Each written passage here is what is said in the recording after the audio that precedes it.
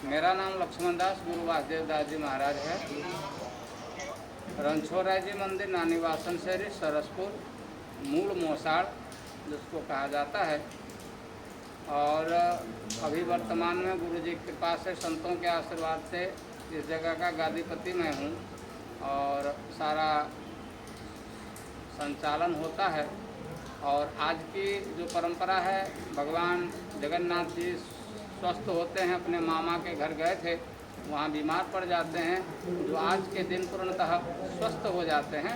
उसी खुशी में साधु संतों को आमंत्रण देकर के बुलाया जाता है। सभी देश से अलग अलग क्षेत्रों से साधु संत यहाँ आते हैं और भोजन करते हैं। उन्हें वस्त्र दान दिया जाता है, दक्षिणा दिया जाता है और सभी से आशीर्वाद मांगा जाता है कि पुनः जब भगवान दोबारा मोसार पधारें, मामा के घर पधारें, तो पुनः दोबारा बीमार न पड़ें। इसी भाव के साथ आज का भंडारा है।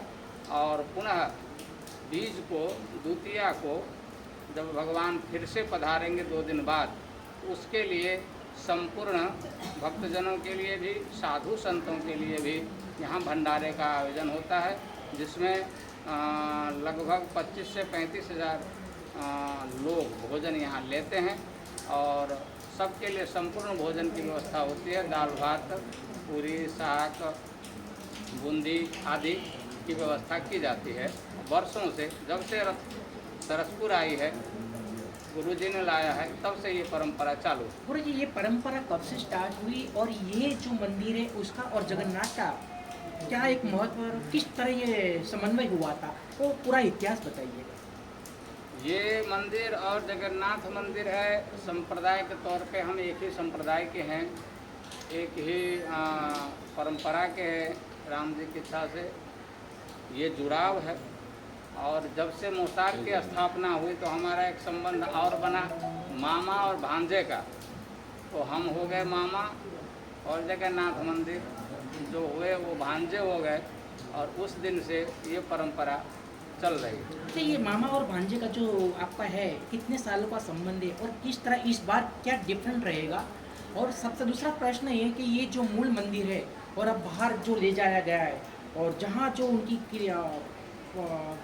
दूज के दिन जो विधि होती है, तो उसको लेके क्या है मन में चल रहा है।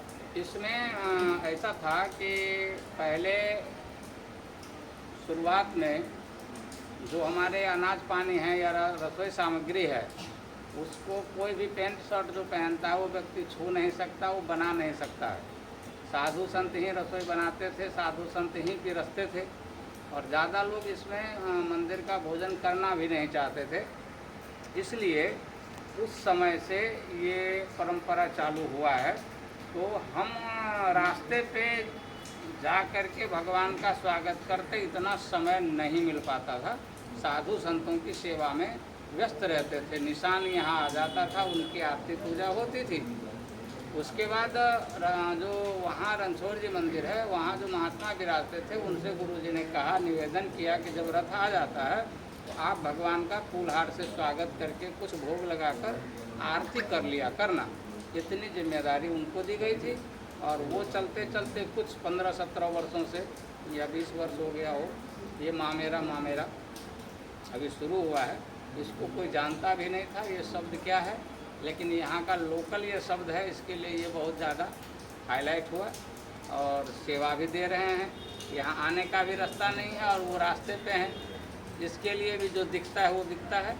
तो अच्छा चल रहा है। ये जो निशान का जो महत्व बताया, वो निशान जगदीश महाराज मंदिर से आता है और निशान की यहाँ तीनों अखाड़े का वो तीनों होते हैं। ओके। तीनों वानी के, और वो निशान ही मुख्य साधुशाही भगवान माने जाते हैं। हनुमान जी के साक्षात स्वरूप वो माने जाते हैं। आप कुंभ स्नान में भी देखेंगे, आगे आगे निशान चलता है। तो हमारे संतों की कोई भी धार्मिक अनुष्ठान होता है, कोई कार्यक्रम होता है, तो सबसे आगे निशान को ही रखा जाता है, ताकि निर्विघ्न कार्य पूर्ण हो और कोई विघ्न न आए। इसलिए असली भगवान वही होते हैं। रथ अंदर नहीं आ सकता है, तो तीनों मूर्ति के रूप में तीनों अखाड़े के यहाँ निशान आ जाते हैं और उनकी आरती पूजा होती है, उनका सेवा होता है। और इस बार बरसात का थोड़ा रहा है, तो कोई ऐसा लग रहा है कि किस तरह मैनेज। बरसात का थोड़ा तो नहीं रहा है, विघ्न बहुत ज़्यादा किया है। और शायद ये एक रिकॉर्ड बना है कि आज कितने के साल के पहले, बाद ये हाँ, क्योंकि इसके पहले शायद लगातार इतने दिनों तक रथ यात्रा के पहले कभी बारिश नहीं गिरी। आज इस बार पहली बार इतनी बारिश है, लेकिन फिर भी भक्तों में किसी प्रकार की कोई कमी नहीं है। वो भीगते हुए भी आ रहे हैं, जा रहे हैं और सेवा कर रहे हैं। बहुत हर्षोल्लास है भक्तों में। बहुत बहुत धन्यवाद। जय श्री राम। इनका एक अलग फोटो ले लेना।